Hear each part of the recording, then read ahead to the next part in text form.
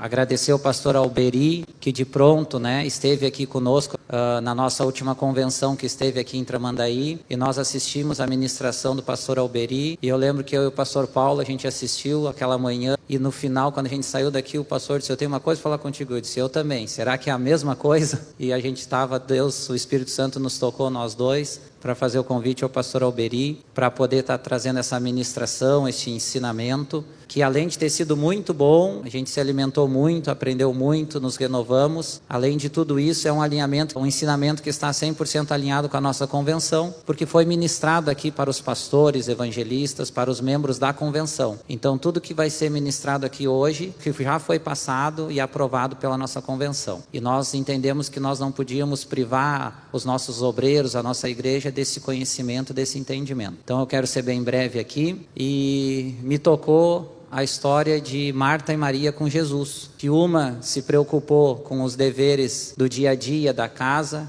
e a gente não pode menosprezar os deveres do dia a dia da casa, os compromissos pessoais de cada um de nós, do trabalho, da família, são muito importantes, mas uma delas escolheu o melhor caminho, que foi sentar aos pés de Jesus para aprender um pouco mais dele. Aproveitar aquele momento, aquela oportunidade para aprender com Jesus, enquanto a outra ficou com seus afazeres. Então, muitos escolheram continuar com seus afazeres, mas eu quero dar os parabéns para todos vocês que estão aqui, que vocês escolheram deixar um pouco de lado os afazeres, uma tarde de sábado proveitosa, que é bom, talvez com a família, com um passeio, mas escolheram que nem uma daquelas irmãs, escolheram tirar um tempo para sentar e aprender de Jesus, porque o Senhor Jesus, Ele está aqui presente neste lugar. Quem escolheu estar aqui está de parabéns, porque escolheu, como Jesus disse, escolheu o melhor lugar, que é para poder tirar um tempo, sentar e aprender do Senhor Jesus, e deixar um pouco os afazeres da vida de lado. Então, meus parabéns para vocês. Espero que seja um ótimo seminário. A organização está ali. Alguns recadinhos importantes. Quem trouxe aí o material, vocês vão acompanhar, que o pastor Alberi trouxe. A gente já está distribuindo para vocês. Quem tiver dúvidas, pastor Alberi, no final ou intervém no meio? O que o senhor prefere? No meio? Então, no próprio assunto?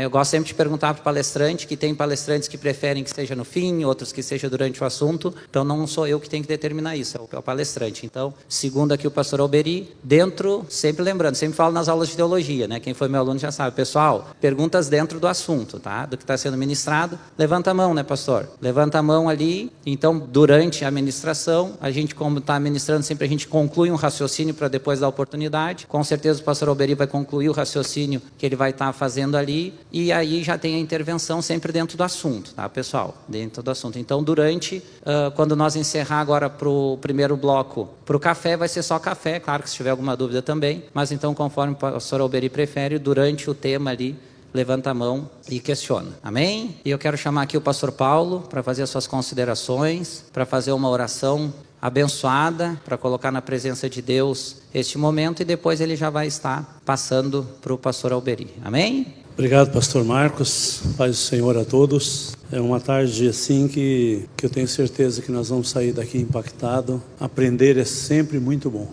Meu pai dizia: meu filho, aquilo que tu aprender, ninguém tira de ti. Pode passar os anos que passar, tu aprender, ninguém tira. E Jesus disse em Mateus 11:29, aprendei de mim. Há tantas fontes para se aprender. Entra no YouTube para te ver. É centenas de fontes, centenas de ensinadores. Jesus disse: aprendam de mim, que sou manso e humilde de coração. Então eu quero elogiar aqui o pastor Marcos Dannenberger, do nosso Ministério de Ensino, que ama muito o ensino, que sempre está voltado para essa área e que é uma base para a igreja. Uma igreja sem ensino é uma coisa desordenada. Eu tenho certeza que cada um de vocês, se um dia entrar numa igreja que não tem ensino, vocês já vão notar na porta. No entrar, você já nota.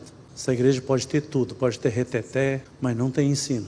O ensino é a base de tudo. Na igreja existe, no mínimo, 3 tipos de povo. Quando nós iniciamos, ou chegamos em Tramandaí, nós despedíamos o culto e na porta tinha um membro da igreja, uma senhora, que atacava ali na porta, dizendo: tem R$1 para mim?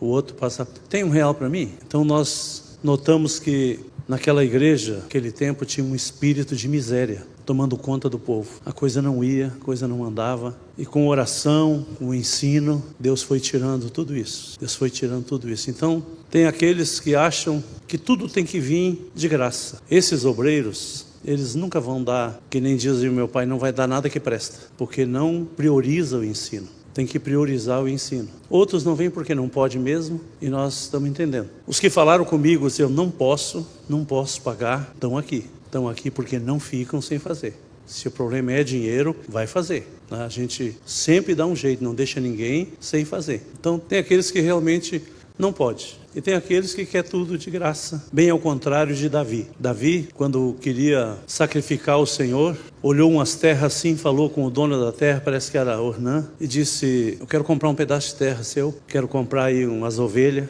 que eu quero sacrificar o Senhor. Ornã disse: olha, pega tudo de graça. Não vou cobrar, é para sacrificar o Senhor. Pode pegar aqui, não tem problema. E ele disse: não aceito, porque eu quero fazer algo para Deus, que me custe alguma coisa. Quando nós fizemos algo para Deus, que custa alguma coisa, você vai aproveitar mais, você vai aprender mais. Então, queridos, quero parabenizar vocês. Parabéns por você passar por cima de tudo e estar aqui hoje. Então, queridos, eu sei que nós vamos hoje nos deleitar na presença de Deus. Quero parabenizar e agradecer o pastor Alberi, que eu já conheço há 30 e poucos anos, homem de Deus, que vela pela sã doutrina da palavra de Deus. Não é exagerado nem do lado nem do outro, não, é centro. Jesus é o centro. Então, bem-vindo, pastor Alberi. Estamos aqui para ouvir tudo quanto por Deus te é mandado. Vamos aproveitar bem, que Deus abençoe a sua vida. Vamos ficar de pé, amados. Quero convidar o nosso pastor Alberi a passar aqui. Vamos orar pelo servo do Senhor, que tem todo o tempo, toda a liberdade para ministrar a palavra de Deus, o ensino para nós. Levante a mão para cá, Paizinho Santo. Aqui está o teu filho, que mais uma vez se propõe a ser vaso nas tuas mãos, Senhor. Ele reconhece que de si mesmo nada tem, mas confia no que vem do alto. E, Pai querido, eu peço que o Senhor capacite o teu filho, de maneira tal que todos venham a entender e aprender a tua santa palavra. Usa o vaso. Te pedimos no santo nome de Jesus. Pastor Alberi, fica à vontade. Obrigado, pastor Paulo. A paz do Senhor Jesus, meus irmãos. Amém. Graças a Deus. Minha gratidão a Deus, primeiramente, pela graça e o privilégio de estar aqui, mais uma vez, na casa do Senhor, no altar da casa de Deus, para ministrar a palavra. Deus seja louvado. Gratidão ao pastor Paulo, sempre com as palavras gentis aí, que Deus abençoe. Como ele já disse, a gente é parceiro da obra já de muitos anos. Pastor Marcos, pela organização toda aí. Muito obrigado, Deus abençoe. Podeis assentar. Quando cansar sentado, fique em pé. Quando eu cansar em pé, eu sento. Porque eu vi que o horário ali é longo. Para aqueles que não conhecem a gente, eu sou natural lá de Palmeira das Missões. A gente veio morar em Parobé, lá no ano de 1979. E a gente veio para Parobé naquela data ali. A gente é nascido, criado na igreja, Assembleia de Deus. A gente está no Ministério de Madureira desde 91, por aí. E foi lá nessa década de 80 que a gente chegou em Parobé, que a gente conheceu os Maretinhos aí, né? Essa família. A pastora Esdra, que é sobrinha do pastor Paulo, né? Quando casou com o pastor Isaac, eu era o líder da juventude. Vocês têm ideia. Primeira missão que me deram na igreja foi professor de escola dominical. E era naquele tempo que eles não perguntavam se tu sabe alguma coisa. Eles pegavam e te nomeavam, né? E tu vai buscar misericórdia. Tempo que a gente não tinha nada das facilidades de tecnologia de hoje. Então eu tinha que pegar um ônibus, que nem carro eu tinha na época, em Parobé, ir a Porto Alegre, comprar revista de escola dominical, livro, alguma enciclopédia, alguma coisa, para ir estudando e preparar as lições. Diante da palavra que o pastor Paulo já estava falando aqui, é o seguinte: quem tem um chamado de Deus precisa investir, em todo sentido. Tempo e também, claro, tem custo. É horas de trabalho, é material, é um monte de coisa. Tudo tem um custo hoje, todos sabem disso, né? Até para estar aqui estamos gastando luz, estamos gastando água, material de limpeza. Tudo tem custo, não adianta, não tem como fugir dessas coisas. Então quem tem um chamado precisa investir nesse chamado. Isso sem dúvida, né? Então nesses muitos anos eu iniciei a vida de obreiro já lá naquele período mesmo. Então a gente estava noivo ainda quando já me botaram de auxiliar, saudoso pastor Inácio, o pastor Paulo conheceu. E a gente iniciou o ministério nisso aí. Longe de qualquer sentimento de vaidade, coisa assim, a gente não tem. Eu sei de onde Deus nos tirou, o que era a vida da gente, todos esses anos. Mas só para contar para vocês a experiência Então hoje eu tenho alguns livros escritos e material aqui em apostilas, que hoje eu tenho como uma missão, que é passar, já não sou tão menino mais, né? E passando adiante aqueles conhecimentos e experiência que Deus nos tem dado ao longo desses anos. Ocupei, pela graça de Deus, tudo quando foi cargo dentro de igreja, acho que só porteiro, recepcionista, eu não fui. Mas quando pastoreava a igreja, eu gostava de estar lá, que nem o pastor Paulo faz aí, cumprimentando as pessoas, dando um bem-vindo, convidando para voltar outra vez, e assim por diante. Então, todos os secretários, tesoureiros, essas coisas todas, convenção também, secretário da convenção, vários anos, secretário executivo, secretário da mesa. Então, são tempos de experiência e conhecimento, e sempre procurando ouvir pessoas confiáveis, de boas fontes. Como o pastor mencionou a questão da internet, tem hoje os milhares. E é sempre que as pessoas me perguntam, eu disse assim, procura ver que fonte é. É bíblico isso. Não podemos beber água de qualquer fonte, né? Tem que saber de onde está vindo, para entender. Então, mais ou menos por essa linha que a gente vai estar falando. Eu deixei aqui na mesa, depois quem interessar, dá uma olhada no intervalo, no final eu tenho meus livros. O primeiro que eu escrevi, muitos já tem, está sempre na convenção, né? Que é o Obreiro Aprovado. Depois, segundo, que é A Guerra Mais Longa da História, baseado nessas experiências do povo de Deus, de Israel, enfim, e Sobrevivente no Deserto. E a apostila tem vários temas aí. Oratória, vencendo aí o medo de falar em público, né? Hermenêutica, que é importantíssimo, sobre as regras de interpretação bíblica. Organização e desenvolvimento ministerial. Carta aos Hebreus é importante, vamos falar alguma coisa. Família no caminho da bênção. Isso aqui tudo é material para você que prega, para você que ensina, culto de família, e qualquer culto é um material para você usar, para pregação, para ensino, para tudo. Vai enriquecer com certeza. Então vocês estão com a apostilazinha na mão, vamos abrir aí para nós então dar início naquilo que nos é proposto para hoje. Com respeito a alguma pergunta, como o pastor Marco já falou, levanta a mão, dá um sinal, se eu souber eu respondo, se eu não souber eu digo não sei. Bem franco, tá bom? Se alguém acha que sabe tudo de Bíblia, já é sinal que não sabe nada. Tem coisas difíceis na Bíblia? Tem muita coisa difícil. Tem muita coisa, acho que é Deuteronômio 29, que diz que as coisas reveladas pertencem a nós e para as nossas gerações, para os nossos filhos. As ocultas a Deus pertencem. Então, se Ele não revelou, não adianta a gente ficar especulando. E é o que mais tem hoje esse tipo de coisa, né? Os especuladores. Na nossa introdução aí, e na primeira tela aqui, se der para botar aí já. Mas na nossa introdução vocês têm, mais importante do que decorar Bíblia, é você entender a Bíblia. Gostaria que você memorizasse, guardasse bem essa expressão, tivesse isso em mente. Mais importante, não estou dizendo que você não deva decorar, quem tem uma mente privilegiada se esforça para isso. Por que é importante? Porque se você entender o que é a Bíblia, enfim, tudo que você for ler na Bíblia, você vai entender com mais facilidade, porque você entende ela. Entende como? A Bíblia tem um personagem central que é Jesus Cristo, então nós temos que procurar ver Jesus Cristo em toda a Bíblia, de início a fim, desde o Antigo Testamento, lá por simbologias, figuras, tipologias, mas tem que procurar ver Cristo, ele é o personagem central da Bíblia. Também a Bíblia tem um alvo essencial, primordial, que é nossa salvação, restauração do ser humano, salvação. Qualquer outra coisa tem lá as suas, mas foge o foco. O principal é isso. Então, personagem principal Jesus, objetivo, restauração e salvação do ser humano. Tendo isso em mente, todo o teu trabalho, leitura, estudo, pregação, se é centrado na Bíblia, tem que ter isso, porque hoje está cheio de pregações que não é mais bíblica e nem cristocêntrica, né? É tantas outras coisas. Hoje nós temos todo tipo de treinamento, motivacional, filosofia, psicologia, trata muito dessas áreas. Não é que a Bíblia não tenha isso. O problema é quando você inverte as coisas, e o que mais existe hoje, tá? Então, dentro disso, a Bíblia tem já aquilo que é chamado de primeiro evangelho, que é o Gênesis 3,15. Quem sabe decora aí? Então lê na Bíblia. Quem pode ler Gênesis 3,15? Pode ler em voz alta aí.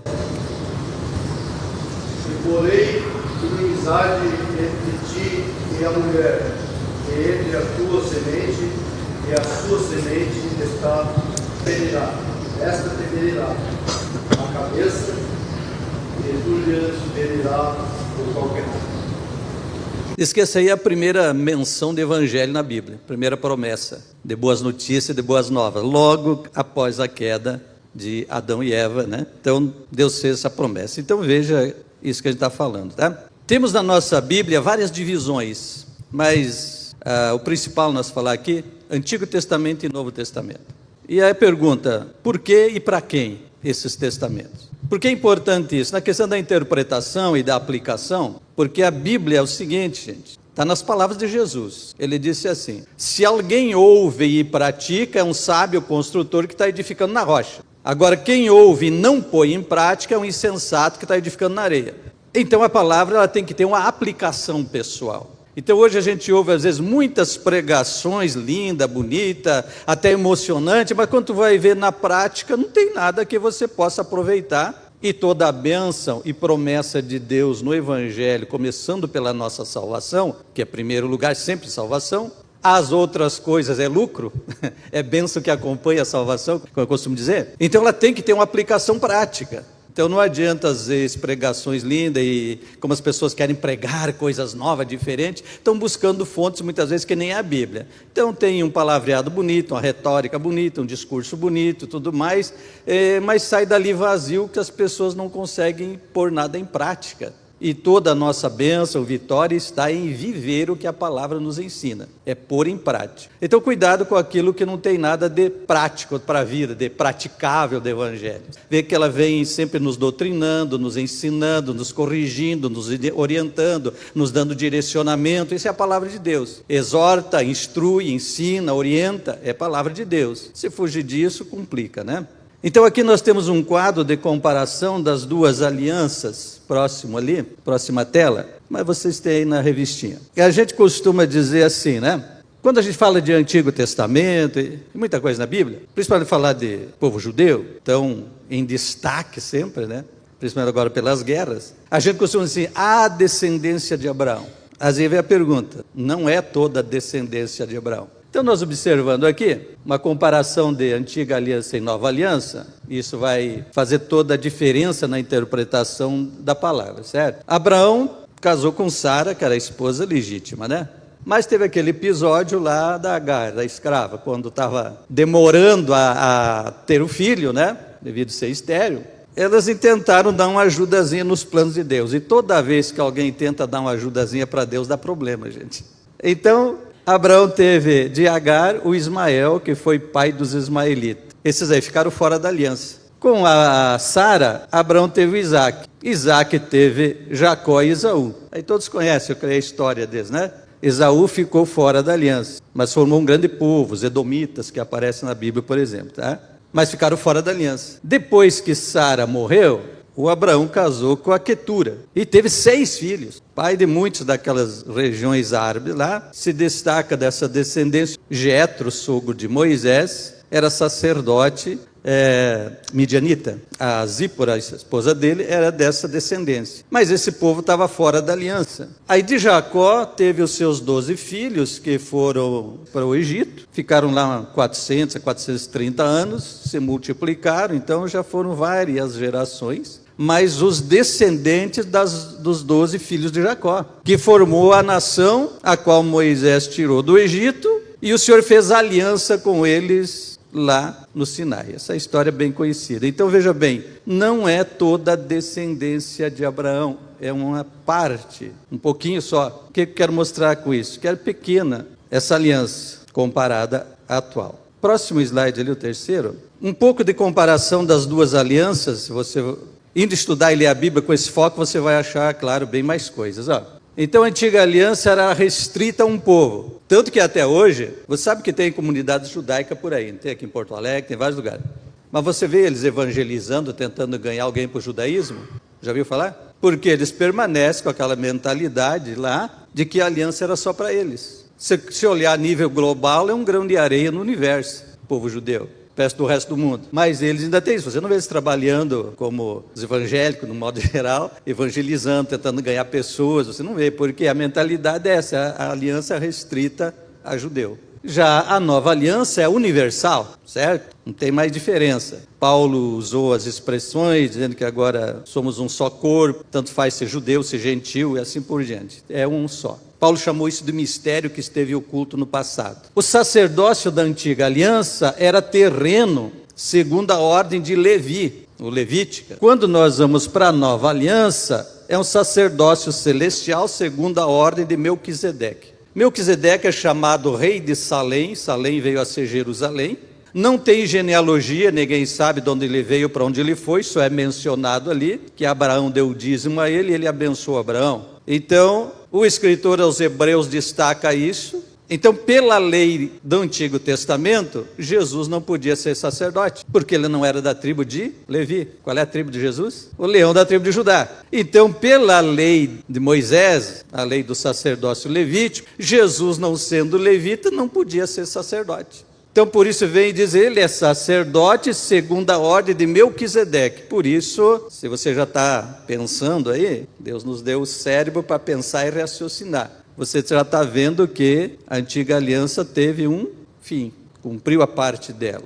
Complicou um pouco? Vamos entender para frente. Espero, tá bom, gente? Então ela tem um limite. Ela é transitória, como já está ali. Esta aqui é eterna. Aí tu presta atenção que você não vê na antiga aliança promessa de vida eterna, salvação, visão celestial, outra coisa. Tudo é terreno, porque quase tudo é simbólico, cheio de simbologia apontando para algo melhor e superior, que é o que a carta aos Hebreus nos ensina. Depois, então, ela foi escrita em pedras. A nova, segundo vários profetas, no coração, é interno. É chamado de ministério da morte, nova aliança, ministério do Espírito. Ministério de condenação, ministério da justiça. Sacrifícios ineficientes de animais. Então tinha que sacrificar animal, pegava o sangue, iam lá e aspargiam sobre a tampa da arca. O que era isso? Era como algo que encobria temporariamente o pecado, certo? Então, sacrifícios ineficientes, era uma coisa provisória até que viesse o perfeito, entendeu? Até que viesse o que é perfeito. Já quando vamos para o ministério aqui da nova aliança, o sacrifício é perfeito, porque foi o próprio Jesus Cristo, sendo ele humano, se fez humano na terra, mas nunca pecou. Por isso o sacrifício dele era perfeito. É ser humano, mas sem pecado. Se houvesse pecado, então não seria perfeito e teria que continuar havendo outros sacrifícios. Uma vez que ele foi, encerrou. Foi por isso que João Batista, ao apresentar Jesus, disse assim: eis o Cordeiro de Deus que tira, não é encobre. A antiga aliança encobria provisoriamente. Agora veio o perfeito, aquele que remove, tira. Está vendo a diferença, a superioridade de uma aliança para outra? Então ela era cheia de simbologias e tipologias proféticas, que o escritor aos Hebreus, também Paulo usa linguagem semelhante, é sombra dos bens futuros. Ou seja, da nova aliança. Então, sempre que tu olhava objetos e personagens, a arca, o próprio Moisés, o Josué, tudo são tipos proféticos de Jesus Cristo. Samuel, que acumulou ministérios, né, como profeta e sacerdote, enfim, aponta para Jesus Cristo. Tudo é profético, aponta para lá. Então, a antiga aliança é sombra. Sombra não é uma coisa perfeita. Se você for ali, olha a sombra de uma árvore, por exemplo, você pode ver a sombra de uma árvore, mas você não consegue identificar que árvore é, até que você olhe para a própria árvore, você vai ver, é uma bergamoteira, é uma laranjeira, é uma macieira, sei lá, tem fruto, não tem fruto, é quando você olha para a árvore mesmo. Quando tu olha a sombra, a visão é imperfeita. Então a antiga aliança tem essa coisa de imperfeito, porque ela estava apenas preparando todo o ambiente, o momento para a vinda do que é perfeito, Jesus, certo? Está preparando. Então que Paulo disse assim, vindo a plenitude dos tempos, proveu Deus cumprir e enviou. Então, plenitude dos tempos, o tempo que Deus preparou, então levou tempo preparando um povo, uma nação, uma lei, tudo para a vinda do Messias, para dali iniciar uma nova aliança ampla e restrita, universal, certo? Superior em todo sentido. Então ela é sombra tipológica. Depois, carnal, talvez choque alguns a gente dizer que a antiga aliança era carnal. Mas Paulo usa essa expressão em Romanos, por exemplo. A carta Paulo aos Romanos é uma das mais difíceis, mais profunda teologicamente falando, e realmente, o próprio Pedro disse, nosso irmão Paulo escreveu coisas de difícil de interpretação que alguns usam, torcem para seus próprios proveitos, enfim, suas vaidades pessoais. Mas por que é chamada de aliança na carne? Porque ela é baseada em ordenanças. Não coma, não beba, não prove, não toque, cheio de não isso, não aquilo. E é incrível que tem gente que ainda adora isso hoje. Já prestou atenção nisso? É a chamada meritocracia. O que é isso? Eu tenho que fazer para merecer. Então pode tudo? Não, para aí, vamos falar da nova aliança, tá, gente? Tem diferença muito grande. Então tem muita gente ainda baseado nisso, eu tenho que fazer para merecer. Só que vai para a antiga aliança, ninguém se salvou pela antiga aliança. Alguém pergunta aí como é que se salvaram os da antiga aliança, ou você já sabe? Quem é que sabe? Fala, pastor Marcos.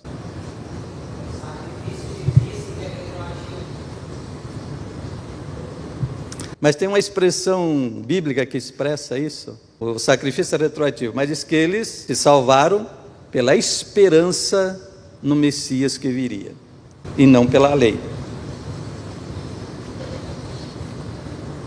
Salvação só por Jesus Cristo, mesmo os da antiga aliança, entendi? Nunca se salvaram pelos méritos da aliança, porque a finalidade dela não era salvar.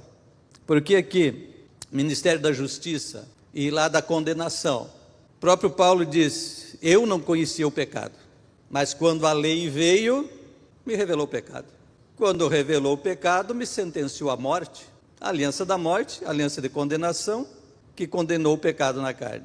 Mas como o homem não consegue cumprir a antiga aliança, diz que ela envelheceu e adoeceu, e aquilo que envelhece perto está de se acabar, Hebreus, porque o homem não conseguia cumprir. Aí veio o Ministério da Justiça. Que justiça? A lei dizia, a alma que pecar, essa morrerá, e Deus não muda a sua palavra.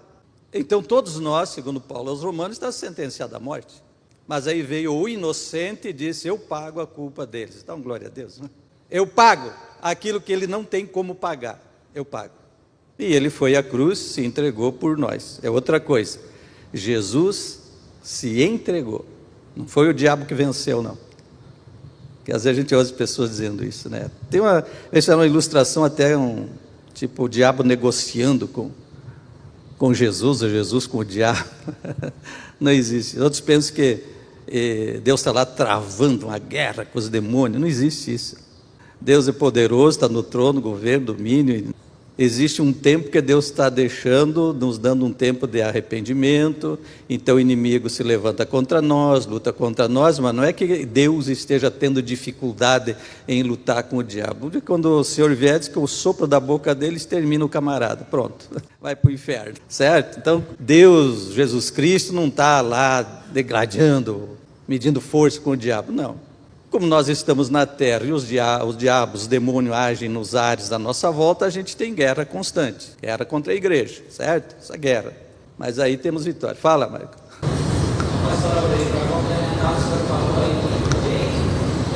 Sobre Hebreus 11, vai chamar pela fé, pela esperança, pela fé, vai falar dos patriarcas, né? Sim. E é pela fé, nós no Novo Testamento, 6 anos, pela fé, sim. São retroativos, né? É. A questão do sacrifício retroativo, então pela esperança, embora nós também falamos em Hebreus 11, nós não sabemos. Uma das coisas aí que a Bíblia, ela no seu original não é separada em capítulo, versículo, nada disso. Ela é um texto, cada livro, é um texto corrido, não tinha separação. Lá pelo 3º século, separado em versículo, em capítulo, mais tarde em versículo. Então esse que tu citou, capítulo 11, que a gente chama de Galeria dos Heróis da Fé. Então eu falo todos esses personagens e outros anônimos apenas ali que ficaram, né? Aí tu vai para o capítulo 12 diz assim, olhando para Jesus, autor e consumador da nossa fé. Então dá toda aquela lista e daí olhando para Jesus. Se você olha para a Bíblia, não separa, um engano que a gente comete, olhar e acha que mudou o capítulo, mudou o assunto. Ali ele continua falando de fé, só que daí depois de toda essa lista do chamado herói, diz, olhe para Jesus, não para as pessoas em si ali, Jesus, autor e consumador da fé. Tem lá em Lucas a história do moço rico, fugindo até um pouquinho aqui, tá? Mas veio à mente essa ilustração, que eu disse, a Bíblia, ela é um texto, então não está assim separado, agora mudo de assunto, agora ali. Lá fala do jovem rico, né? Só uma pista para você estudar melhor depois. Quando ele rejeitou a palavra de Jesus e disse que ele saiu triste, e Jesus disse que difícil era um rico entrar no céu. Os discípulos disseram, é impossível. Aí um pouquinho mais adiante tem a história do Zaqueu. Zaqueu era rico, era publicano, ou seja, funcionário do império que cobrava impostos, né? Seu publicano era um funcionário do Império Romano que cobrava imposto. Eles podiam fazer o seu salário, então eles cobravam imposto e cobravam a quantia que eles queriam e enriqueciam as custas do povo. Então era odiado como corruptos e tudo mais, realmente era. Então era odiado por ser corrupto, por ser um publicano, e era rico. Aí Jesus vai para a casa dele, Jesus não diz nada para ele. Com o moço rico, Jesus disse, vai vendo o que tu tem e me segue. O Deus dele era o dinheiro, então Jesus diz, você desfaz do teu dinheiro, dos teus bens. E ele não quis. Para o Zaqueu, o Senhor não disse nada. E o Zaqueu disse assim, eu vou dar metade dos meus bens aos pobres, aquilo que eu defraudei alguém. Ele disse, se eu defraudei alguém, vou devolver, duplicado. Aí Jesus diz, hoje entrou salvação nessa casa. Mas ele não era rico? Era rico. Então provou que Jesus disse, para Deus tudo é possível. Então você vê como é uma sequência e não isola. Muito bem, virando aí o próximo slide. Como eu disse, aqui apenas algumas comparações, está aí na revistinha, né? Comparando a Antiga Aliança e Nova Aliança, uma pista para você continuar estudando, continuar pesquisando aí, tá? Virando aí para a próxima. Uma observação dentro disso que a gente está falando, um pouco pessoal aqui. Falei para vocês que a gente iniciou a vida da gente lá no comecinho, e o primeiro curso de teologia que eu fui fazer da ETAD, em 1981, tá aí, tá? Mas nunca esqueci das primeiras lições, que é a seguinte, você tem que estudar a Bíblia e conhecer a Bíblia para aplicação pessoal, para se adequar àquilo que ela diz, que ela nos ensina, e não ao contrário. E hoje é o que mais tem, se naquele tempo já se falava disso, imagina hoje. As pessoas que vão ler a Bíblia para procurar achar um apoio, uma justificativa para a sua maneira de pensar ou a sua maneira de viver. Então tem duas maneiras de você estudar a Bíblia. Ou você estuda para se render a ela e se adequar a ela, ou para querer achar nela apoio para aquilo que você quer ser, quer viver ou está fazendo. Qual é o caminho certo? Pensa nisso, tá bom? Então essa é a finalidade, porque as nossas bênçãos, como eu já falei antes, está em nós, a nossa vitória, nossa salvação, enfim, nossas bênçãos diárias que precisamos está em viver a palavra. Até um parênteses aqui, a gente está agora fazendo um curso da Faculdade Luterana, lá em São Leopoldo, toda segunda-feira, sobre, o título é A Bíblia que Lemos Hoje. Tem lá o professor Wilson, doutor, professor, ele é um da equipe de tradutores da Sociedade Bíblica. E ele está nos falando sobre traduções bíblicas. Então, dentro da hermenêutica, das outras áreas, a gente fala disso. Existe os abismos de tempo, abismo cultural, abismo do idioma, porque é num idioma antigo, num povo antigo, do outro continente, o abismo geográfico. Então, tem vários abismos entre nós hoje e a origem da Bíblia. Então, é incrível as tecnologias que tem hoje para traduções e coisas assim. E hoje há muita gente metida sabichão por aí, estudando grego, hebraico e querendo retraduzir e dar novo significado e coisas assim. Então agora a Sociedade Bíblica está trabalhando numa versão da Bíblia mais, como é que ele usou a palavra? Um pouco mais objetiva, diminuindo frases longas, tornando ela mais curta, porque por esta geração apressada e agitada que nós vemos, pastor Paulo, pastor Marcos estavam preocupados que o número menor, a gente é acostumado com isso. Tratou de ensino, alguns justificados aí, é lógico, mas muitos, principalmente se vai fazer um curso mais demorado, um mês, um ano, 2 anos de um curso, normalmente não termina, a metade não termina. Porque o estudo, tu não sente o resultado imediato, é com o tempo que tu vai ver a tua bagagem e as tuas diretrizes e orientações. Então esse professor está falando lá de traduções bíblicas, uma coisa curiosa e muito interessante. E as dificuldades hoje é que tem gente que quer retraduzir. Então esse abismo do idioma, é claro, que tem expressões difíceis de traduzir. Existem palavras ou expressões que têm mais que um significado, é claro que tem, como o português tem. Então às vezes é difícil traduzir essas coisas, tem que buscar recursos. Então é um trabalho árduo, difícil, mas muito interessante. Mas hoje é muita gente querendo se achar numa geração de hoje, querendo trazer para poder distorcer a Bíblia, mudar para querer apoiar suas ideias, seus pensamentos, enfim. Eu não peguei ainda, só ouvi falar e comentários sobre a tal Bíblia inclusiva, com algumas mudanças e coisas aí desse pessoal desse segmento. Então é difícil, né, entender isso. Então ele nos deu lá alguns exemplos realmente necessários, porque nós vemos uma geração apressada. O que faz sucesso? Os vídeos curtos, frases que eu digo assim, uma geração que vive de manchetes e não do conteúdo. Então nós temos uma geração muito superficial. E ao mesmo tempo que tanta baboseira inútil ocupa a mente e o tempo das pessoas, está tão difícil de inserir a palavra. Então, para frente um pouquinho, a gente vai falar desses desafios. Então, essa tentativa de os inimigos de Deus, os inimigos do Evangelho, tentam desacreditar, lançar dúvidas e fazer de tudo para prejudicar, né, ou atrapalhar. É obra do diabo sempre tentar desacreditar a palavra, lançar dúvidas sobre a palavra. Tá? Alguns versículos, então, que está aí, que não estão ali, tá? Romanos 3:23, que eu mencionei antes. Todos pecaram. Quando Paulo diz todos, o judeu achava o seguinte: não, os gentios que são os imundos, pecadores, o judeu nem entrava debaixo do mesmo telhado do gentio. Sabe disso, né? Todos sabem disso, né? Comer na mesma mesa, nem pensar. E se algum gentio ia frequentar, tinha um pátio separado no templo para o gentio, ele não se misturava com o judeu. Então, todo esse parece um preconceito, e na verdade mas a lei dizia isso, né? Impunha esse limite. Então, quando Paulo diz assim, todos pecaram, dizer para o judeu, você é tão pecador quanto o gentio ali, você é tão pecador quanto o Zaqueu, que você odeia, era uma ofensa para o judeu, né? Mas é o que Paulo emparelhou, não só esse versículo, muitos outros, né? Gálatas 3:24, né? De maneira que a lei nos serviu de aio para nos conduzir a Cristo, para que pela fé, sempre pela fé, né, fôssemos justificados. Está entre parênteses ali essas palavras, porque já são as traduções diferentes da Bíblia. Que mais atual, que é a Nova Almeida atualizada, né? Ela usa a palavra guardião. E tem uma outra, não me lembro qual é a versão ali, que usa a palavra tutor. Então, se você olhar aio, tutor e guardião, de certa forma é sinônimo, né? Mas a gente fala em aio, a gente pensa no casamento, né? Que vem os menininhos lá conduzindo a noiva. Só que na cultura antiga, um aio era uma espécie de educador, que a família contratava para educar a criança, o menino. Então, enquanto criança, tinha um aio que educava. Tutor, esse é mais comum. Na falta do pai ou da mãe, faleceu, é órfão, está abandonado, pode ter um tutor responsável pela criança até ela atingir a maioridade, certo? Pais vivos, então daí tem um guardião, semelhante ao aio, para cuidar e proteger a criança. Então, de certa forma é sinônimo, mas tem também uma certa diferença de cada palavra.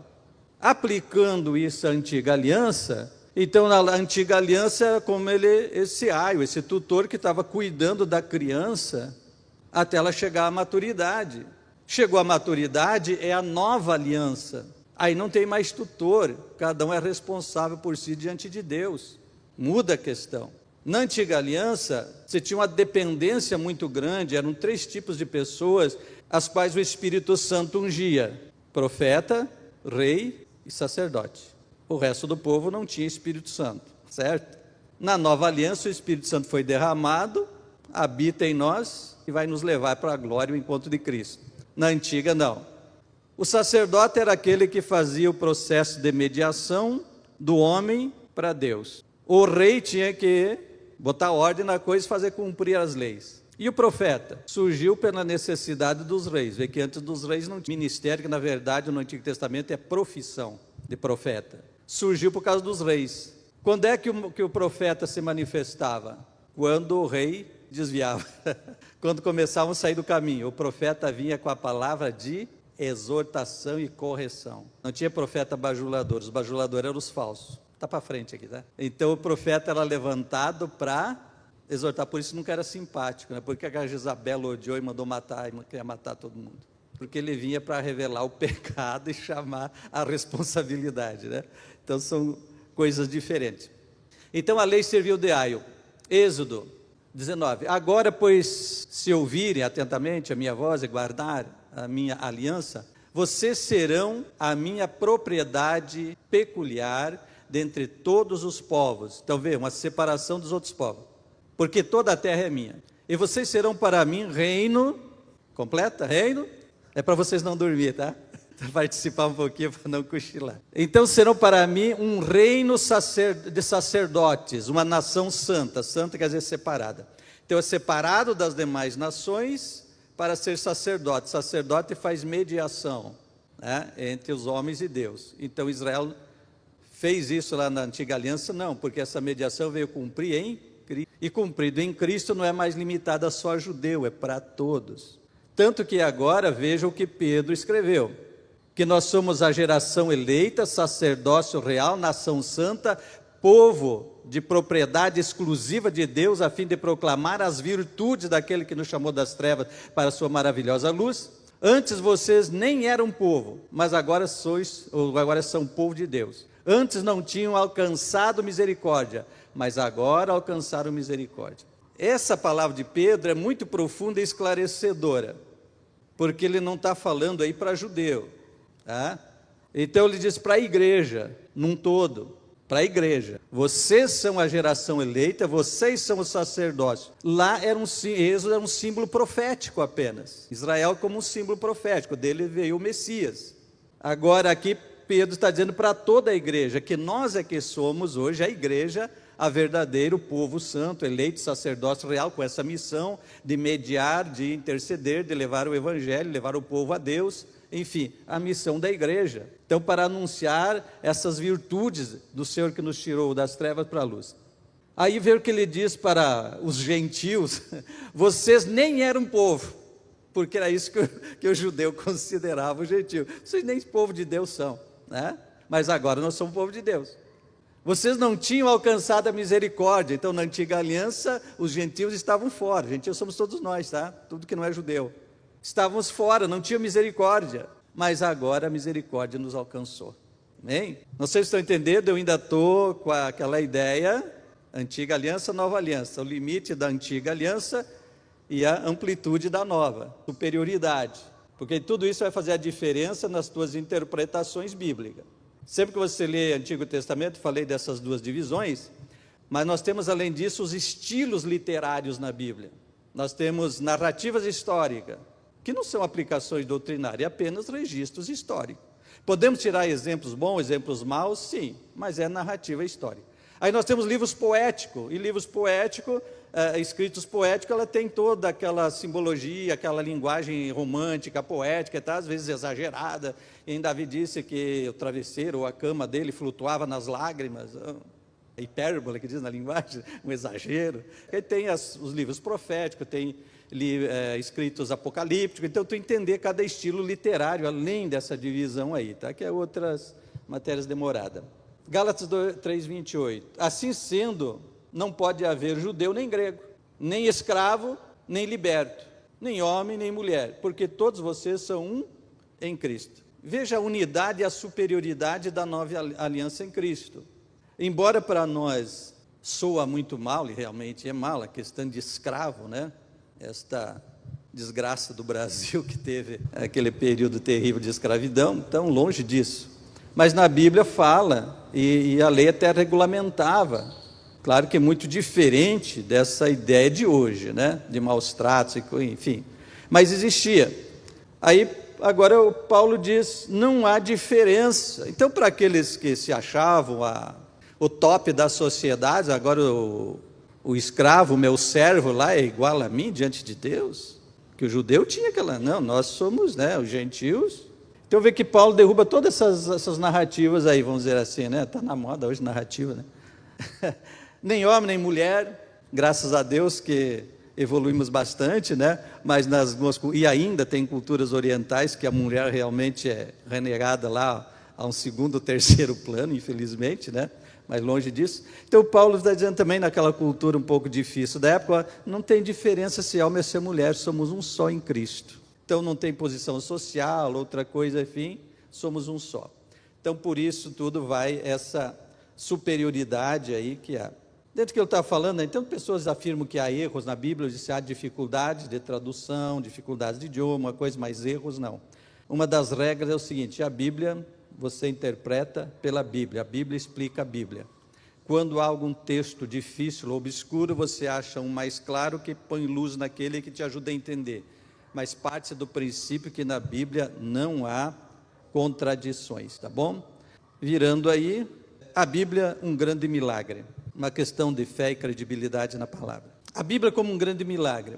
Então, se existe pessoas tentando desacreditar e lançar dúvidas sobre a Bíblia e aquilo que pregamos, e o que mais tem hoje, eu digo assim, internet é um caldeirão dos infernos aí, né? É uma tremenda ferramenta para quem usa para o bem, só qualquer um vai lá e bota o que quer ali, né?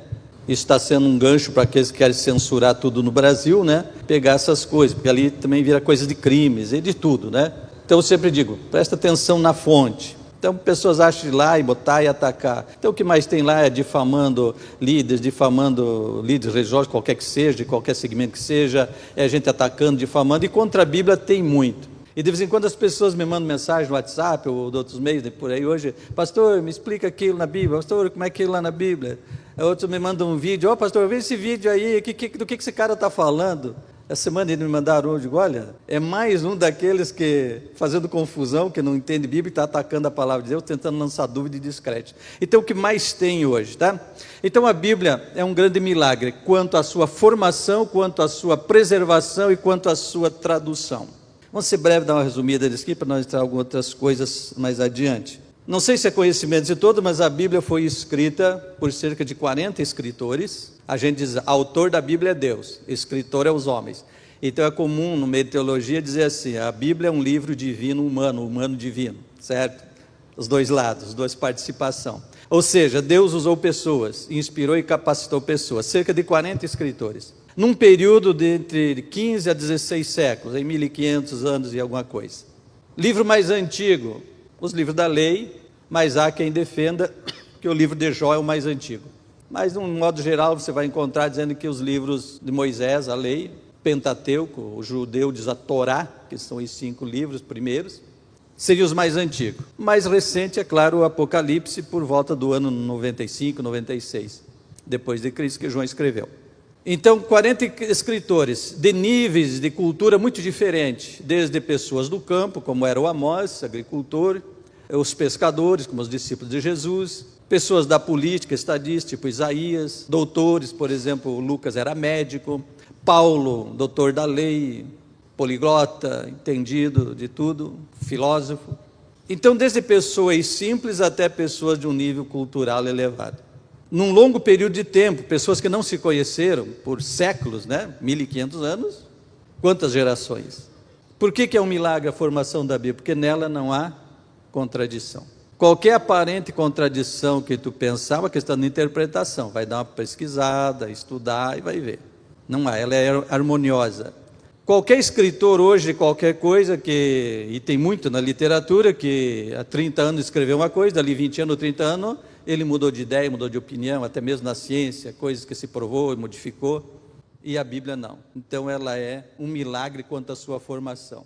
Quanto à sua preservação, está registrado aí, no período de 1947 a 1956, foram achados nas cavernas, nos morros perto do Mar Morto, por isso ficou conhecido como os manuscritos do Mar Morto, numa região chamada Qumran, tá aí, que é praticamente toda a Bíblia. Mas que falta ali, como está aí o livro de Esther, e claro, de muitas outras literaturas, não só da Bíblia. Como é que se preservou por tanto tempo? Entre outros escritos, uma região árida, seca, em vasos de barro, dentro de caverna. Esse é milagre de Deus, né? Então se preservou esses escritos. Aí Deus também capacitou e levantou tradutores. E aí eu confio naquilo mais clássico, nos tradutores mais antigos, que estavam mais próximos da realidade e que traduziram a palavra de Deus. Então eu creio que Deus usou e capacitou essas pessoas.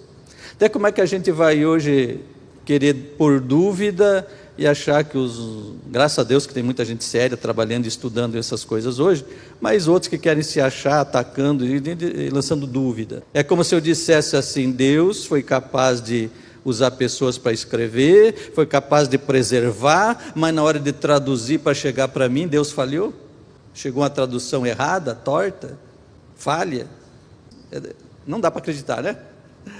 Existem dificuldades? Existe, de idiomas, de língua, então por isso versões ou várias versões, aqueles que têm o privilégio de conhecer em outros idiomas lá, o inglês, que é universal hoje. Até falando antes ali do grego, né? Sabe que houve os impérios mundiais que governaram, né? Começou com a Babilônia, depois o Medo-Persa, depois o grego e depois o romano. Então nos dias de Cristo era o romano, mas a cultura grega permaneceu. Então por isso que Paulo usou aquela linguagem que nós lemos antes ali, eu ia falar e passou, judeu e nem grego. Então grego era o resto todo, porque todo mundo falava grego na época, era a língua comercial semelhante ao inglês de hoje, tá? Então por isso ali veio as traduções. Vou ser rápido nisso aqui. São Jerônimo, essas linguagens vêm da tradição católica, né? Chamados pais da igreja, mas ali o santo aí na frente, né? São Jerônimo, são isso, são aquilo, né? Tradições católicas. Até tem gente que tem alguma dúvida sobre isso, né? Porque o católico diz, nós somos a igreja, e eles usam o nome apostólica, nós é que somos a igreja do tempo de Cristo. Eu já vi algum crente às vezes meio nervoso com isso, mas isso é verdade, é eles, né? Eles taxam nós, a seita, né? Claro, porque foi dividida, né? Saído fora. Mas no início da igreja, claro que era uma só. E eu digo assim, cada geração teve os seus desafios. A primeira geração da igreja sofreu a perseguição dos próprios líderes judaicos. Depois, no segundo tempo, começou a perseguição do próprio Império Romano. Os 2 séculos seguintes ali foram terríveis. Então cada geração teve o seu desafio. Aí, passadas as perseguições, eram os debates teológicos, ou não é. Então surgiu os primeiros concílios lá, e que esses chamados pais da igreja começaram a definir o que era inspirado, o que era apócrifo, o que era verdadeiro, o que não era, que doutrina é essa, que doutrina é aquela, e ver as discussões. E aí que você encontra as pessoas hoje atacando, não, está na Bíblia aquilo que os padres quiseram botar, aquilo que o Império Romano quis, Paulo tinha cidadania romana, influenciado pelo Império Romano, ele botou o que ele quis. E você encontra todo esse tipo de gente tentando lançar dúvida. Então, Bíblia é fé, você precisa acreditar e não se deixar levar por esses que atacam a Bíblia hoje, e procurar entender, tá? Então, o Jerônimo, ou como diz a tradição católica, São Jerônimo, traduziu a Bíblia para o latim. Depois ela passou por uma revisão, que é da Clemente, e essa Bíblia foi a Bíblia oficial da Igreja Católica durante toda a Idade Média. Até hoje, eles estão baseados nessa Bíblia latina. Então, por isso que antigamente os padres só rezavam as missas em latim, liam a Bíblia em latim, o povo não podia ter a Bíblia, que é uma língua que passou, que já morreu, né? E então ninguém mais entendia nada. Então imagina tu estar numa missa em latim sem entender uma palavra de latim. Que edificação tu teria, né? Ele ficava de costa lendo a Bíblia em latim. A nossa língua, português, é derivada do latim, todos sabem disso, né? O português, o espanhol, o italiano, é língua de origem latina, certo? Então, por isso, nós tem algumas palavras semelhantes, comum, que vêm do latim. Então, é comum citar as línguas originais da Bíblia, o hebraico e o grego, o Novo Testamento escrito em grego, que era a língua da época, a geral, semelhante ao inglês de hoje. Mas era o grego koiné, quer dizer, o grego popular, do dia a dia do povo, uma coisa mais simples. E o Antigo Testamento em hebraico e pequenas porções em aramaico lá. Aí o Jerônimo traduz para o latim, porque o latim era a língua do Império Romano. O latim era a língua do Império na época.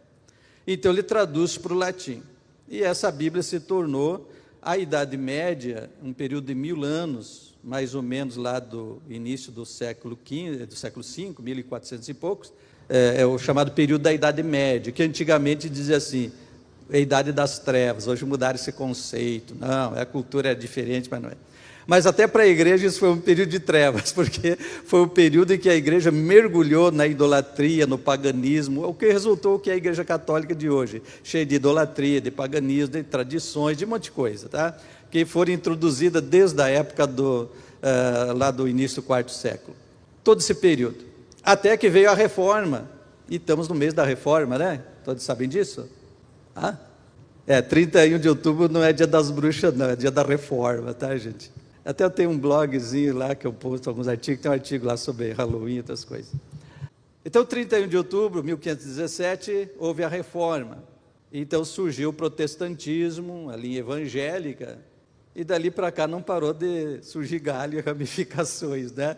Inúmeras ramificações, e hoje todo dia surgem ministérios novos, movimentos novos, aquela coisa, o que torna bastante difícil para muita gente entender isso aí, tá? Essas dificuldades. Está na apostila aí, no segundo parágrafo ali da página 5, no século XVI, o Concílio de Trento declarou a Vulgata como a única versão latina autêntica das Escrituras, tá? Então ela passou a ser a Bíblia oficial da Igreja Católica, sempre nesse período todo. E hoje eles ainda preservam em cima dessas traduções. Mais adiante ali fala de João Ferreira de Almeida, que é as traduções mais populares em português, aquela que nós usamos. Então ele traduziu também dessas fontes, grego e hebraico, tá? E quem foi esse João Ferreira de Almeida, que está aí adiante? Ele era um pastor, está ali a data, 1628 a 1691, na vida dele, né? Pastor protestante, português, considerado o primeiro a traduzir a Bíblia, então, para o português. Suas traduções incluem o Novo Testamento e parte do Antigo Testamento. Ele começou a tradução da Bíblia aos 16 anos e dedicou-se a essa tarefa, né? Toda a sua vida. Isso aqui impacta a gente, essa história, porque nós temos muitos jovens hoje, com adolescentes, né, 16 anos, que estão levando uma vida tão vazia e inútil que dá dó, né? Falta de orientação, de muita coisa. E eu vejo aqui um menino de 16 anos iniciou a árdua tarefa de traduzir a Bíblia para o português e trabalhou a vida inteira.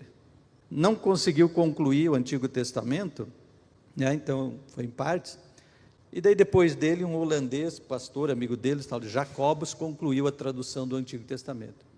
Então, de onde vem a tradução para o português, lá no Portugal, ele veio para cá, ele fez esse trabalho vivendo na Holanda, e com ajuda assim. Então, de onde veio? Então, é de maneira extraordinária que chegou a nós a Bíblia, eu digo assim, o grande milagre, pela formação, pela preservação, pelas traduções, e hoje temos várias versões da Bíblia, né, que ajudam. Então, para aqueles que amam fazer estudo, ministrar estudo, é importante você ler versões diferentes da Bíblia, para entender, como aquele exemplo que eu citei antes ali, tá certo? Vamos ao próximo slide ali, o desafio da fidelidade às Escrituras. Até aqui, nós vemos um pouco, né, de comparação de Antiga Aliança, Nova Aliança, um pouco aí de formação, milagre da Bíblia, traduções, tá? Para uma resistência, eu diria assim, que temos que ter contra aqueles que atacam a credibilidade da Bíblia, a veracidade, enfim, a parte divina, como eu disse, é um livro divino humano, escrito por homens, inspirados por Deus, usados por Deus, capacitados por Deus para isso, então não podemos duvidar. A harmonia que há na Bíblia atesta tudo isso, a autoria divina, enfim. Então não podemos cair na lábia dessa gente que lança todo tipo de dúvida. Que a missão do inimigo sempre foi, ver que começou lá no jardim, com Eva, por dúvida sobre a palavra de Deus. Então o que mais você vai encontrar hoje, como eu disse, nesse caldeirão, que é a internet, aí são pessoas atacando a credibilidade da palavra. Então agora o nosso próximo item aí é o nosso desafio da fidelidade à palavra. Nesse mundo de pluralidades que vivemos hoje, tem igreja para todos os gostos, pregador para todos os gostos, música, cantores para todos os gostos, e no meio disso temos muita gente boa e fiel, certo? Mas temos muita gente que a gente tem que deixar de lado, certo? Quanto ao contexto geral, a era da informação que a gente vive, estamos falando dessas coisas que vivemos hoje, citei quando a gente diz, antigamente, saudosismo, isso aqui, não. A gente dá um testemunho, falar de alguma coisa é importante. Eu falei no comecinho, quando eu tinha que pegar um ônibus, sair de Parobé, ia a Porto Alegre para comprar a revistinha da escola, comprar algum livro, algum material que eu precisava, né? Hoje não. Hoje está com o celular, está com qualquer coisa, tu tem tudo o que você quiser. Como disse, só tem que saber escolher a fonte certa, tá? Porque tem de tudo ali, de bom e de ruim, tá? Então presta atenção. Então nós estamos vivendo a chamada era da informação. Essa era da informação começou a se dizer isso desde que a parte de tecnologia, da informática começou a se desenvolver. Então se criou essa ideia, período da informação, que a coisa se popularizou. Daniel 12:4, ele usou essa palavra, está aqui na apostila, não está aqui, né? Então aqui botei só os tópicos, né? No contexto geral, a era da informação, e depois contexto religioso.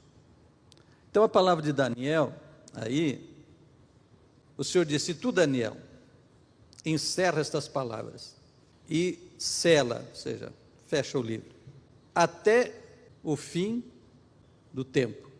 E dele vem essa expressão: muitos correrão de uma parte para outra, e o conhecimento se multiplicará.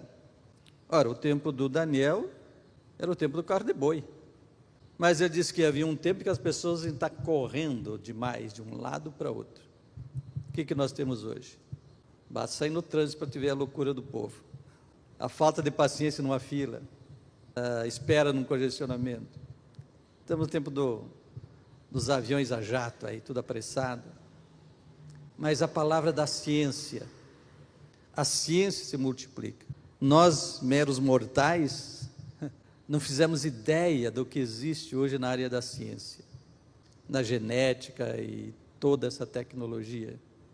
É uma loucura, é uma loucura. Segundo nossa visão bíblica, a atual criação, nós estamos beirando os 6.000 anos, né? Por isso, quando se fala em data, no Antigo Testamento principalmente, está quase na hora do intervalo. Eu estou vendo que tem uns que estão cansados, eu também estou cansando. Se alguém quer levantar e dar uma esticadinha no pé aí, levanta.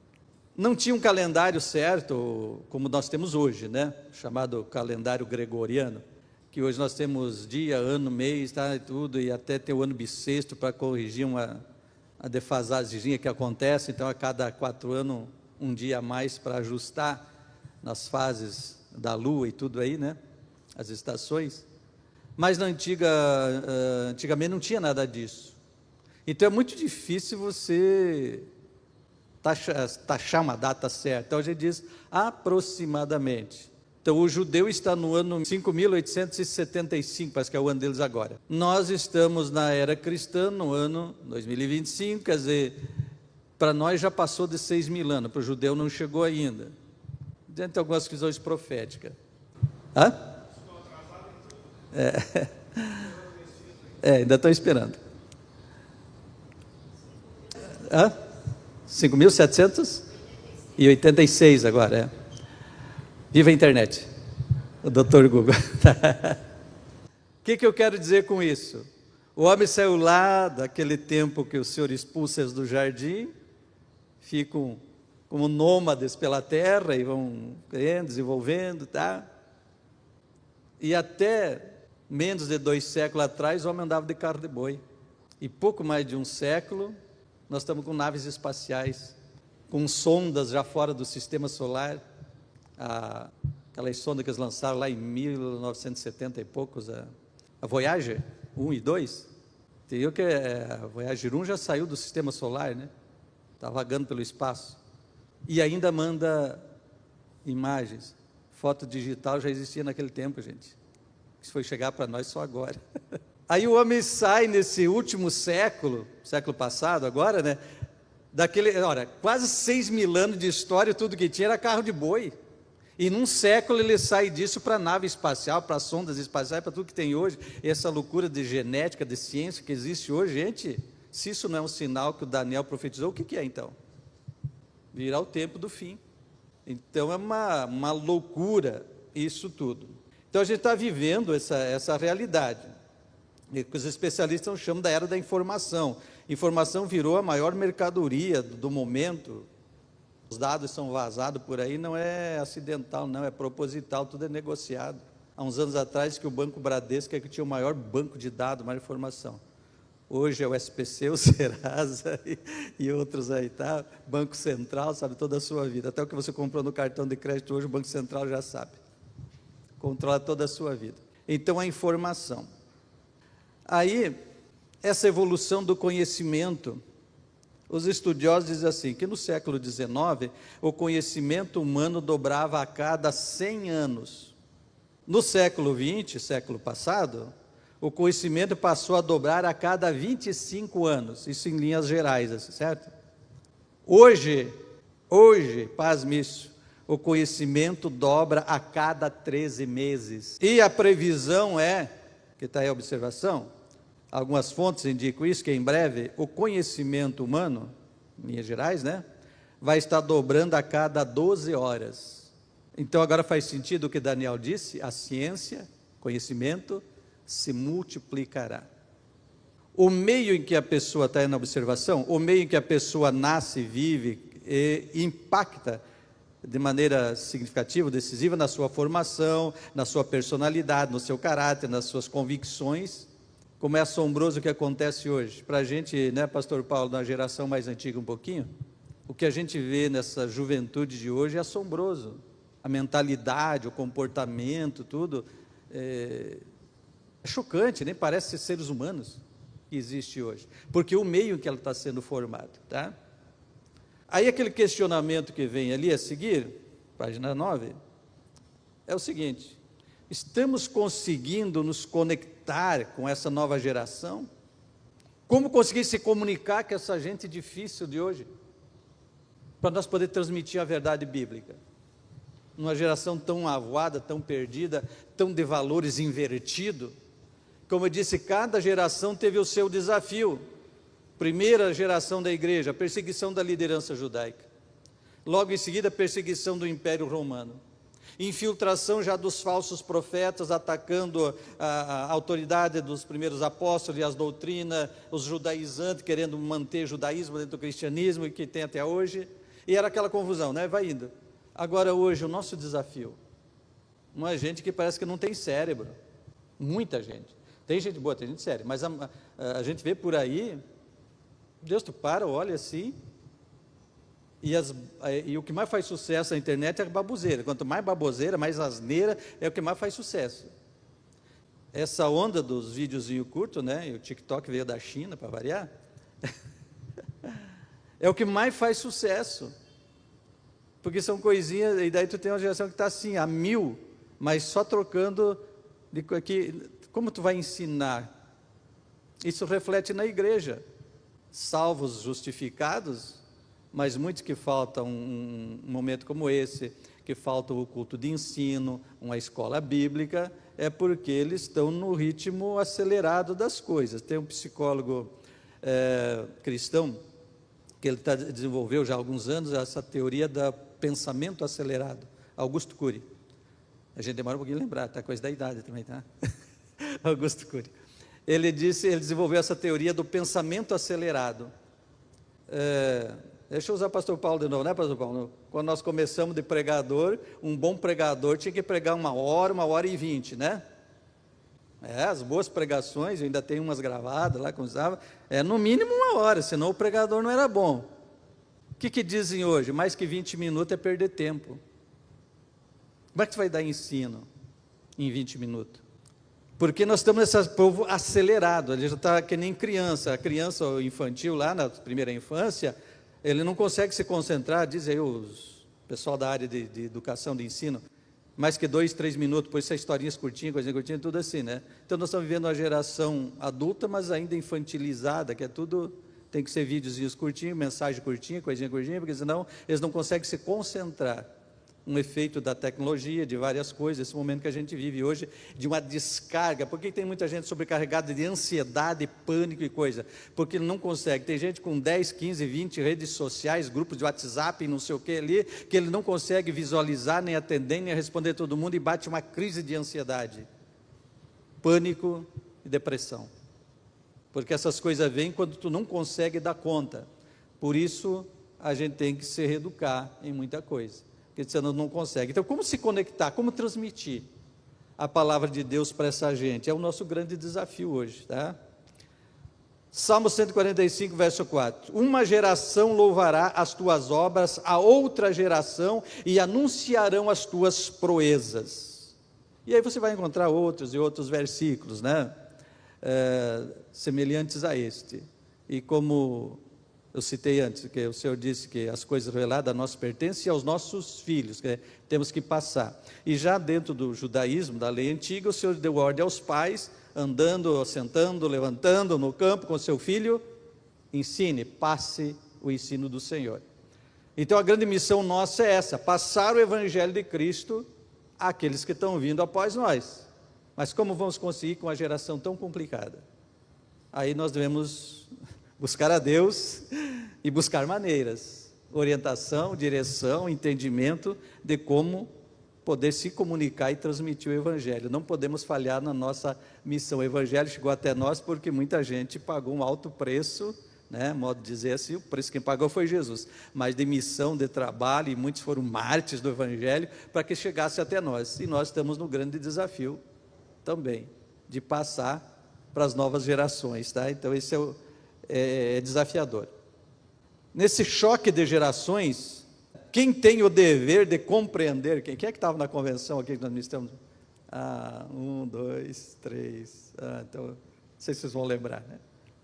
Nesse conflito de gerações, quem tem o dever de compreender quem?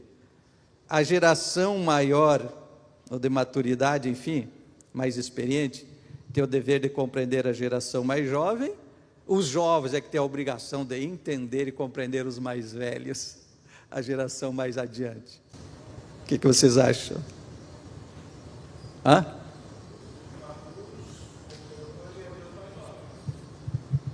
É só uma pegadinha, né? Mas você viu que muitas vezes nós cobramos dos mais jovens, vocês têm... Claro que nós devemos instruir, ensinar, orientar, mas a gente quer que eles tenham a maturidade que a gente tem. Tanto em questão de idade, quanto em questão de novos convertidos. Para você que tem, quem sabe, 15, 20, 30 anos de fé, ou a vida inteira de fé, tem que compreender aquele que acabou de entrar na igreja e que veio carregado de tudo quanto é coisa lá do mundo, de mentalidade, de pensamento. Eu estou falando disso, carregado com a mentalidade poluída, cheia de todos os conceitos e preconceitos do mundo, e ele vem para a igreja. Aí você quer que no outro dia já esteja no teu nível? Não. É uma geração que está chegando para compreender os tropeços e as coisas dele. É como a criança. E a criança, né? Então aí existem esses conflitos. A criança, ele aprende às vezes pela dor. E aí nós temos algumas críticas, a Assembleia de Deus, carregamos esse legado de sermos uma igreja conservadora, graças a Deus por isso. Mas aí se critica as gerações antigas, porque botaram certas proibições na igreja. Então deixa eu te dizer uma coisa, uma criança que ainda não tem entendimento, é mais fácil você simplesmente proibir, filho, não toca aqui, não faz isso, simplesmente proibir. Se ele fizer, dá uma varadinha, porque ele só aprende pela dor, ele ainda não tem uma mente capaz de raciocinar. Hoje a educação de hoje proíbe, a lei de hoje proíbe qualquer tipo de correção desse tipo, que aplicaram como maus tratos. Mas é bíblico que funcionou, certo? Então, porque a criança ainda não tem capacidade de entender, então você simplesmente proíbe. Se ele transgride, você dá uma varadinha nele, e a dor ensinou que ele não pode fazer aquilo porque vai doer. Mas é o jeito da criança aprender. Agora, depois que ela cresce, você instrui, você ensina. Então as gerações antigas, no seu zelo pela verdade, pela palavra, proibiam algumas coisas para a igreja se instruir. É como a infância, não tem entendimento aí, então é mais fácil proibir, porque às vezes nem o líder sabia interpretar a verdade, então era mais fácil proibir. Ó, tal coisa é pecado, então não faz, e está proibido isso, está proibido aquilo, está proibido aquilo outro. Tá? Caindo no legalismo da antiga aliança, certo? Caindo nisso. Agora vem a maturidade, nova aliança, você instrui e ensina a pessoa que tem capacidade de entender. Então temos muitos recursos hoje para estudar, conhecer, aprender e viver um evangelho de verdade, sem extremos de fanatismo ou de portas abertas que tudo vale, porque não é assim. Aí é uma expressão que eu costumo dizer assim: o seu exterior é um reflexo do seu interior. Isso é maturidade. Na maturidade você sabe escolher o que convém e o que não convém, você sabe se comportar em cada ambiente. Não é a criança que o pai e a mãe estão dizendo, não faz isso, não faz aquilo, não pode isso, não pode aquilo, tá cheio de lei. Você chegou na maturidade, você sabe. Se eu vou na praia, eu vou de tal jeito. Se eu vou numa repartição pública, vou de outro jeito. Se eu vou na igreja, estou andando na rua, sou luz do mundo, enfim, tenho que andar como tal. Então é maturidade. Não precisa mais estar colocando leis em cima daquilo. Mas como se comunicar com uma geração tão difícil que tudo virou assim tão relativo e banalizado? Então esse é o nosso grande desafio. As pessoas vêm para a igreja e querem continuar vivendo da mesma maneira que estavam lá fora. Então até você conhecer Bíblia, ensinar a Bíblia, instruir, é o desafio, porque as pessoas não querem vir para aprender. Preste atenção, desde a criação, você acha que quando Deus criou Adão e a Eva, ele já botou dentro da cabeça deles tudo e estão adultos sabendo de todas as coisas? É assim que você pensa? Eu vejo como um casal de crianças, que veja o mandamento que Deus deu: coma de tudo aí do jardim, menos daquela árvore. Isso não parece uma coisa tão infantil? Menos daquela fruta ali que tu não pode comer. E foi ali que a Eva foi, né? Então parece uma coisa tão simples e até infantil. Isso expressa também a nossa vida. Mas à medida que você vai crescendo, tem que ir amadurecendo, tem que ir aprendendo. Então esse contexto hoje geral, assim, é isso. Nós vemos uma evolução muito grande da ciência, uma inversão de valores também, um mundo de confusão, de mistura, de tudo quanto é coisa, muito complicado. Mas aí nós temos o próximo contexto religioso. Muitas religiões, crenças, filosofias, enfim. Mas eu quero ler antes aqui o versículo bíblico, que não está no telão, mas vocês têm na revista aí, né? Coloquei para facilitar. De 1 Coríntios 9, verso 20 a 22. Paulo disse assim: fiz-me como judeu para os judeus, para ganhar os judeus, para os que estão debaixo da lei, como se eu estivesse debaixo da lei, como se estivesse debaixo da lei, para ganhar os que estão debaixo da lei. Para os que estão sem lei, entenda, gentios. Estão conseguindo entender essa diferença? Fiz-me com judeu para os judeus, para ganhar os judeus. Para os que estão debaixo da lei, os judeus, como se eu também estivesse debaixo da lei. E verso 21. Para os que estão sem lei, então, os gentios, como se eu também estivesse sem lei. Agora observe entre parênteses: não estando sem lei para com Deus, mas debaixo da lei de Cristo. Então é diferente a lei de Cristo da lei do Antigo Testamento, tá certo? Para ganhar aqueles que estão sem lei. Fiz-me como fraco para os fracos, para ganhar os fracos. Fiz-me como de tudo para com todos, para por todos os meios chegar a salvar alguns. O Judas, esse Judas aqui, irmão, não é o Iscariote, esse Judas é o irmão de Jesus, tá? Que escreveu: e salvai alguns com temor, arrebatando-os do fogo. É a expressão que ele diz: salvai alguns. É outra realidade da igreja que mudou muito hoje, gente. Além da dificuldade de ganhar, realmente ganhar, porque nós temos muitas igrejas, muitos movimentos com outros atrativos, promessas, falsas profecias, e promessas vãs, e, enfim, fazendo o evangelho negócio, tem de tudo, tentando assim arrebanhar povo. E cada esquina, cada canto hoje tem alguma igreja, né, e então virou uma concorrência, de certa forma, muito difícil. Então está bastante difícil reunir hoje certas igrejas, reunir grandes povos. Nós temos muitas congregações, muita igreja com 20, 30 pessoas, 40 pessoas. Por quê? Porque tem 30 aqui, 30 ali, 30 lá, e uns são migratórios, né? Vive de colmeia em colmeia, né?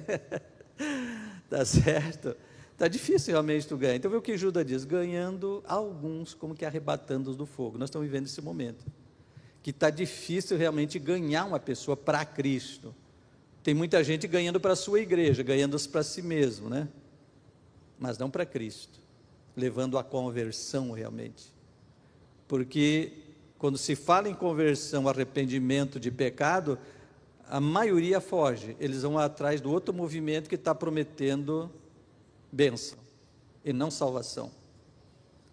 Eu estava ouvindo ainda ontem lá com a minha esposa em casa, uma pregação de uma mulher que fala, está na onda agora, identidade, né?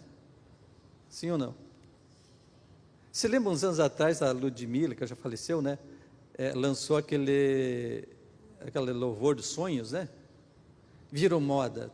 Tanta gente começou a fazer música sobre sonhos, sobre isso, sobre aquilo. Acabou. Depois o Regis Danese falou de entra na minha casa, não sei o quê, vê aquela onda e passa. A igreja parece estar imitando o mundo, umas coisas meteóricas que vem assim, daqui a pouco vem uma onda disso, vem uma onda daquilo. Criaram a paternidade, mas no que todo mundo falava, agora já está escrito, agora começa a falar identidade. E daí a mulher começou a usar, porque você, mulher, você veio para brilhar, porque onde a mulher chega, brilha, porque não sei o quê, porque tu é isso, porque tu é aquilo. E Jesus? É só tu, e tu é isso, e tu é aquilo, e tu é capaz, e tu pode, e tu é brilho, e você transforma, e você não sei o quê. Para aí.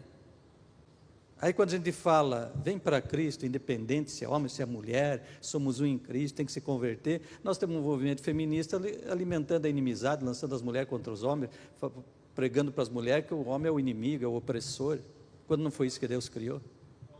Uma séria distorção nisso aí, empoderamento é Jesus na nossa vida, seja homem ou seja mulher.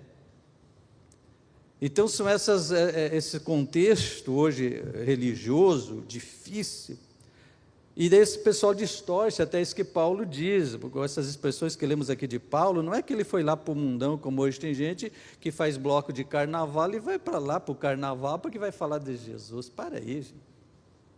Quando não traz para dentro da igreja. Uns absurdos, tá? Mas o contexto religioso, e principalmente no Brasil, né, e outros países que têm a chamada liberdade, se aqui ainda dá para dizer que temos, que as coisas estão se cercando contra a igreja. Vocês viram que recentemente na China,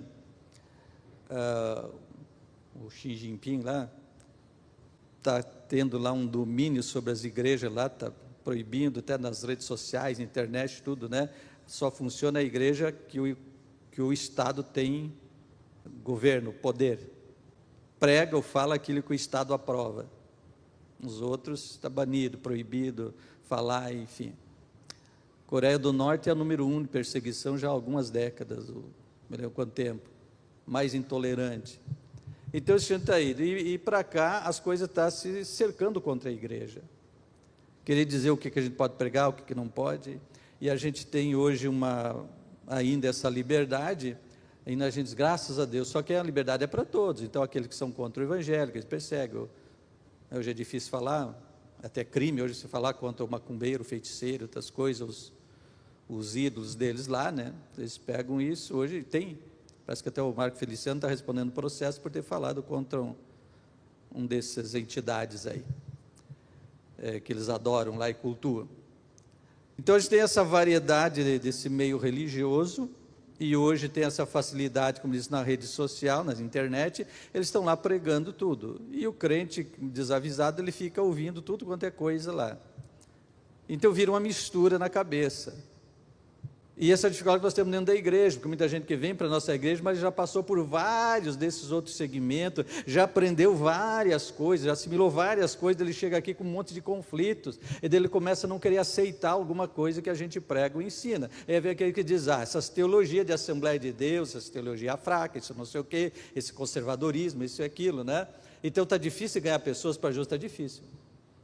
Não se iluda com certos movimentos, que tem muita gente, tem gente boa, como disse, mas tem que filtrar, tem que olhar, porque tem muitos que estão reunindo uma multidão, porque é aquela multidão que vai atrás de mestres que falem o que eles querem ouvir, e não verdadeiramente uma palavra de conversão. Então esse contexto religioso hoje, deu 3h30 já, né?